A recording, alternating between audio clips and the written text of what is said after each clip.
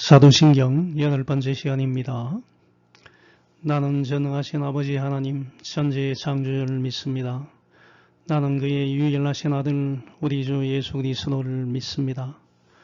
그는 성령으로 잉태되어 동정녀 마리아에게서 나시고 본디오 빌라도에게 고난을 받아 십자가에 못 박혀 죽으시고 장사된 지 사흘 만에 죽은 자 가운데서 다시 살아나셨으며 하늘에 오르시어 전능하신 아버지 하나님 우편에 앉아 계시다가 거기로부터 살아있는 자와 죽은 자를 심판하러 오십니다.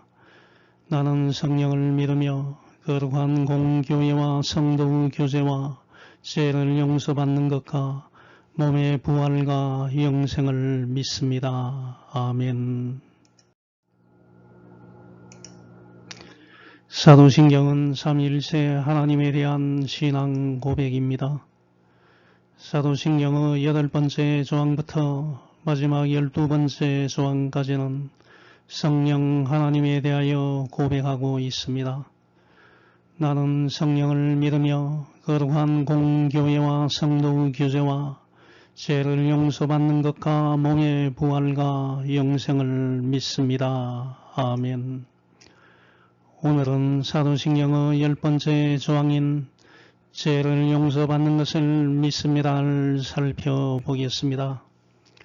이 10번째 조항을 고백할 때 우리는 먼저 원죄와 자범죄로 말미암아 비참한 상태에 놓여 있고 하나님의 심판 아래 죽을 수밖에 없는 죄인임을 인정해야 합니다.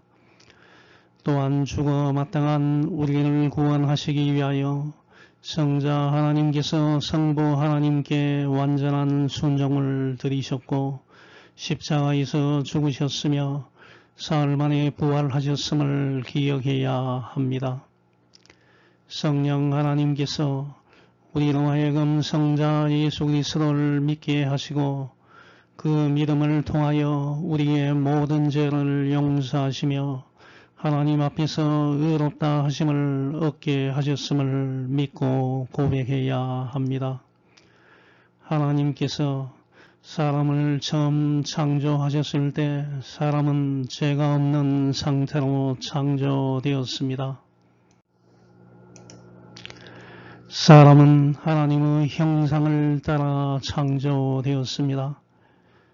창세기 1장 26, 27절 보면 하나님이 이르시되 우리의 형상을 따라 우리의 모양대로 우리가 사람을 만들고 그들로 바다의 물고기와 하늘의 새와 가축과 온 땅과 땅에 기는 모든 것을 다스리게 하자 하시고 하나님이 자기 형상 곧 하나님의 형상대로 사람을 창조하시되 남자와 여자를 창조하시고 라고 기록하고 있습니다.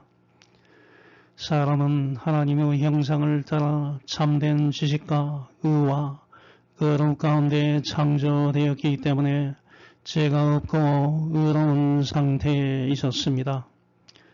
그러나 첫사람 아담이 범죄함으로써 타락하였습니다.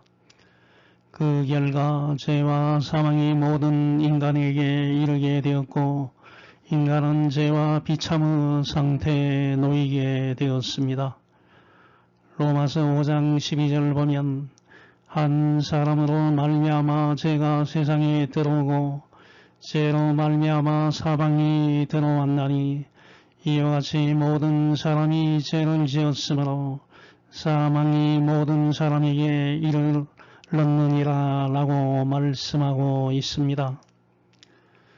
로마서 5장 19절은 한 사람이 순종하지 아니하므로 많은 사람이 죄인 된 것 같이 한 사람이 순종하심으로 많은 사람이 의인이 되리라 라고 기록하고 있습니다.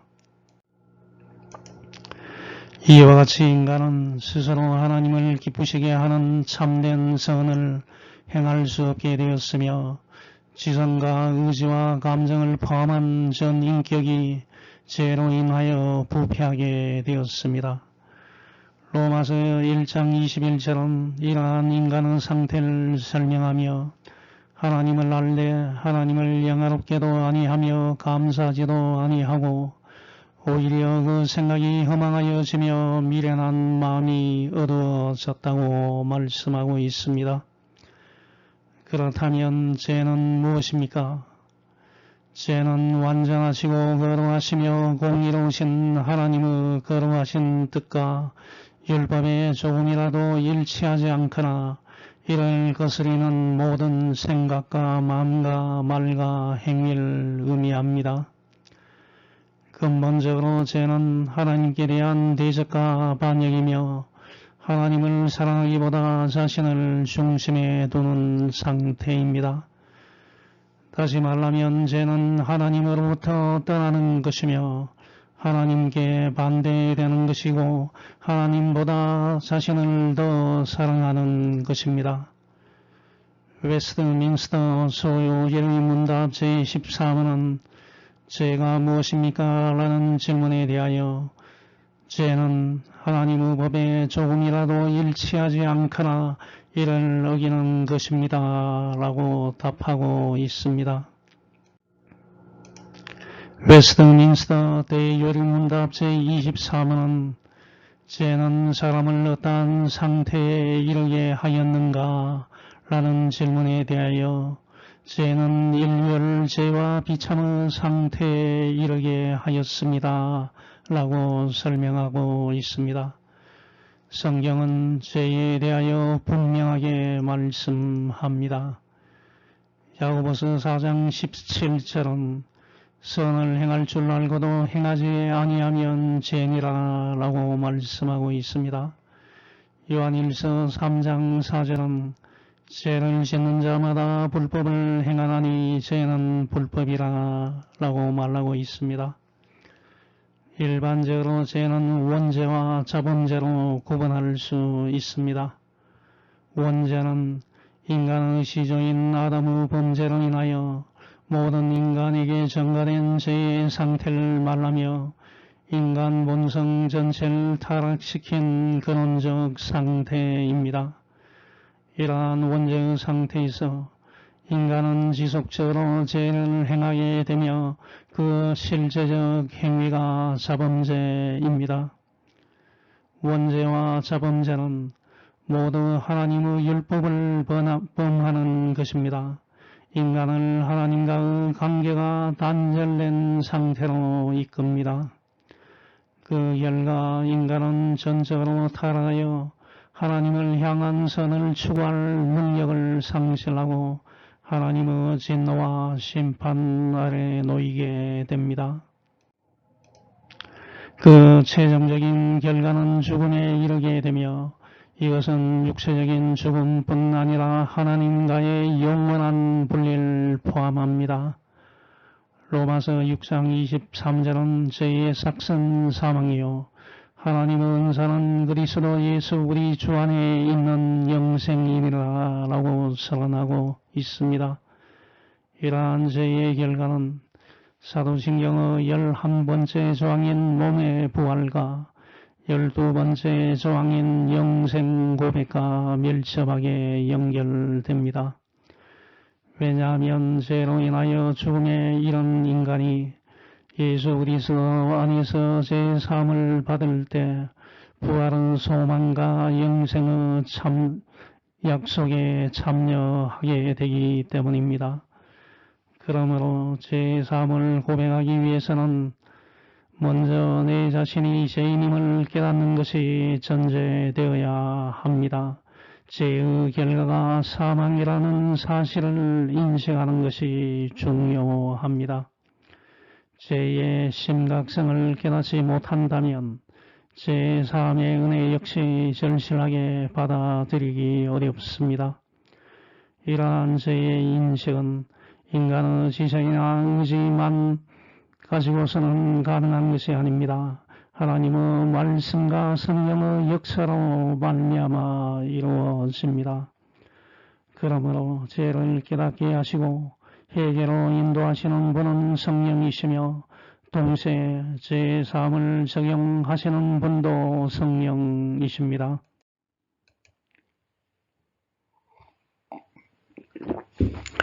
하나님께서는 사람의 죄를 용서해 주시기 위하여 성자 하나님이신 예수 그리스도를 이 땅에 보내셨고, 예수님께서는 인간의 죄를 대신하여 십자가에 못 박혀 죽으심으로 그 문제를 해결하셨습니다. 예수 그리스도께서 십자가에서 흘리신 피로 말미암아 인간의 죄가 사함을 받게 된 것입니다. 이것이 인간의 죄를 사할 수 있는 유일한 방법입니다.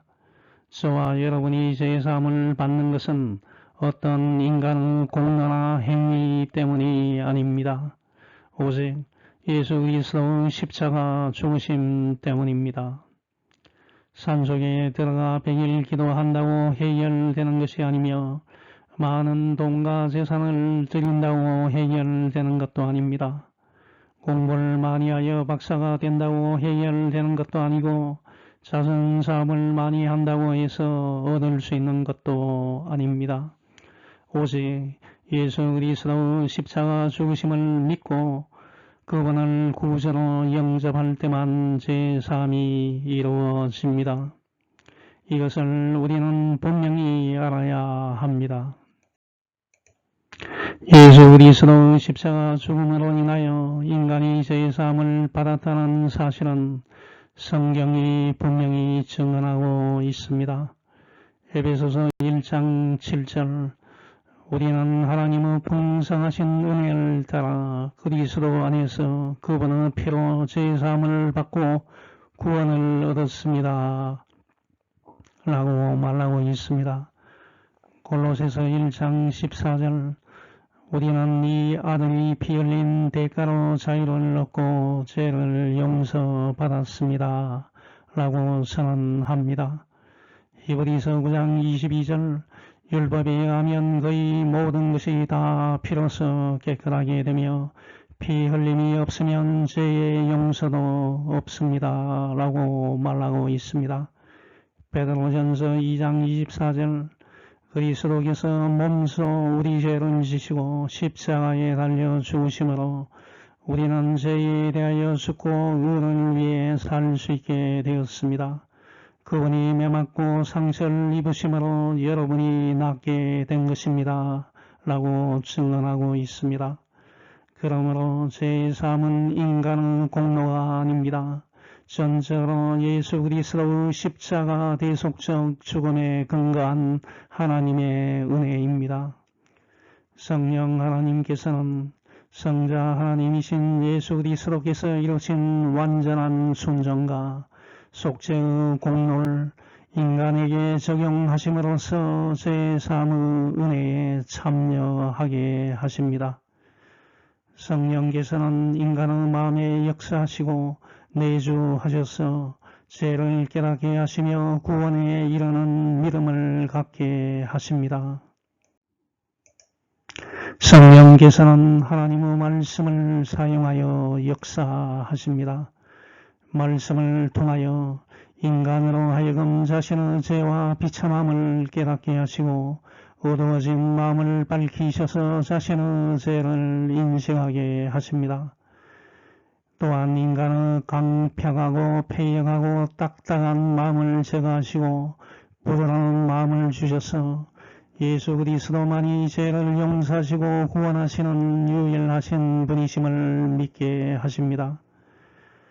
인간은 하나님의 말씀을 읽고 들음으로써 자신의 죄를 깨닫게 되며 말씀을 통하여 예수 그리스도를 바라보게 됩니다. 로마서 3장 19절은 우리가 알거니와 무릇 율법이 말하는 바는 율법 아래 있는 자들에게 말하는 것이니 이는 모든 입을 막고 온 세상으로 하나님의 심판 아래에 있게 하려 함이라 라고 말씀하고 있습니다. 갈라디아서 3장 24절은 이같이 율법이 우리를 그리스도께로 인도하는 초등교사가 되어 우리로 하여금 믿음으로 말미암아 의롭다 함을 얻게 하려 함이라 라고 기록하고 있습니다. 그러므로 죄를 깨닫게 하시고 회개와 믿음으로 인도하시는 분은 성령 하나님이시며 성령께서는 말씀을 통하여 예수 그리스도의 구속의 은혜를 우리에게 적용하십니다. 성령 하나님의 역사심으로 인간은 거듭나게 되고 예수 그리스도를 믿게 되며 하나님께 의롭다 하심을 받게 됩니다. 이와 같이 성령께서는 예수 그리스도의 구속의 은혜를 인간에게 적용하심으로써 제3의 은혜에 참여하게 하십니다. 성령 하나님께서 제3을 적용하시는 방법은 예수 그리스도께서 이루신 완전한 순종과 완전한 속죄의 공로를 믿는 자에게 적용하시고 그 의가 믿는 자에게 전가되도록 하시는 것입니다. 이로써 인간은 자신의 공로나 행위가 아니고 오직 예수 그리스도의 의로 말미암아 하나님 앞에서 의롭다 하심을 받게 됩니다. 물론 제3은 성령 하나님의 사역이면서 동시에 삼위일체 하나님의 공동 사역입니다. 인간을 구원하시는 모든 일은 삼위일체 하나님의 통일된 사역입니다. 성부 하나님께서는 인간의 구원을 계획하셨고 성자 하나님께서는 십자가와 부활을 통하여 구원을 성취하셨으며 성령 하나님께서는 그 구원을 인간에게 적용하십니다. 그러므로 인간의 구원은 성부의 계획, 성자의 성취, 성령의 적용 안에서 완성됩니다.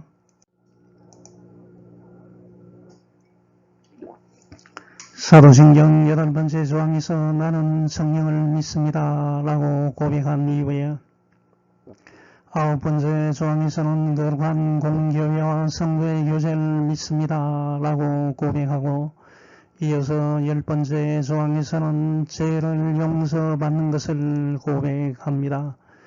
이러한 배열은 성령 하나님께서 교회를 통하여 구원의 은혜를 적용하시고 특별히 말씀과 성례를 통하여 제3의 은혜를 누리게 하신다는 점과 연결하여 이해할 수 있습니다.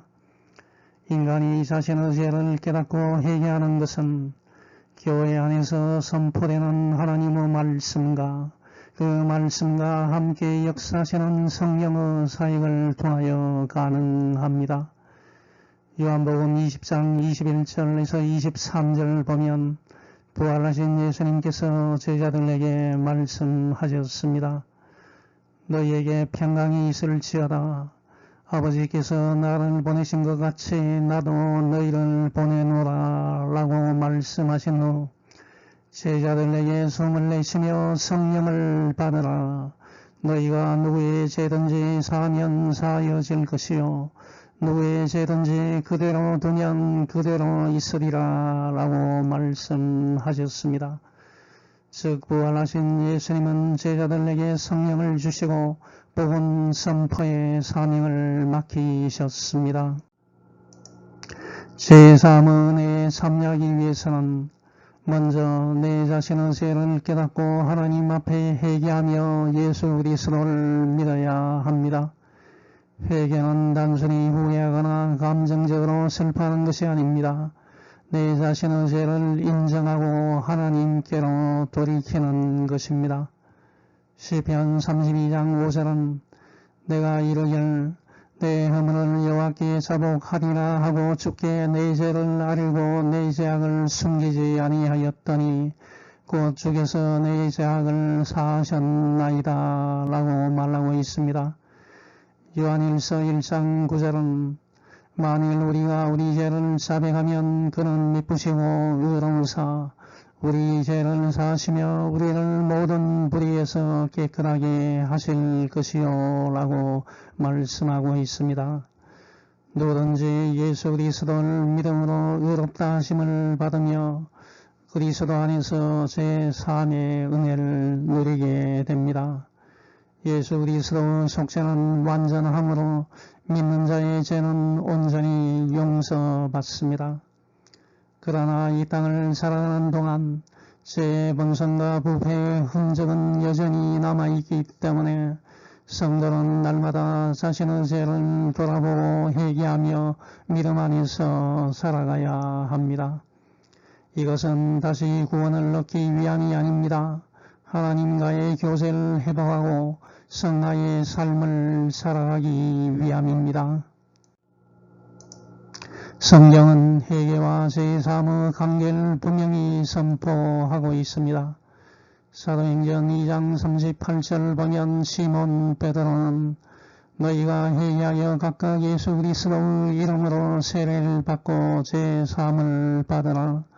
그리하면 성령의 선물로 받은다라고 말하였습니다. 사도행전 5장 31절은 너희가 나무에 달아 죽인 예수를 우리 조상의 하나님이 살리시고 이스라엘에게 회개함과 제사함을 주시려고 그를 오른손으로 높이사 임금과 구주로 삼으셨느니라 라고 기록하고 있습니다. 그러므로 제사함은 인간의 공로나 노력으로 얻는 것이 아닙니다. 예수 그리스도를 믿는 믿음과 성령께서 일으키시는 회개를 통하여 하나님의 은혜로 주어지는 선물입니다. 제사함을 받은 사람은 참으로 복 있는 사람입니다. 죄를 용서해 주신 하나님의 은혜에 감사하며 하나님을 찬양하는 삶을 살아가야 합니다. 항상 내가 제사함을 받은 자임을 기억하며 다른 사람을 용서하는 삶을 살아가도록 부르심을 받았습니다. 시편 32장 1절에서 6절은 이렇게 말합니다. 잘못을 용서받고 하나님이 죄를 덮어주신 사람은 행복하다. 마음에 거짓된 것이 없고 여호와께서 그 죄를 인정하지 않는 사람은 행복하다. 내가 죄를 고백하지 않았을 때에는 종일 신음하다가 지쳤습니다. 밤낮으로 주의 손이 나를 무겁게 누르심으로 여름의 대학볕에 물이 말라버리던 내 기력이 쇠하였습니다.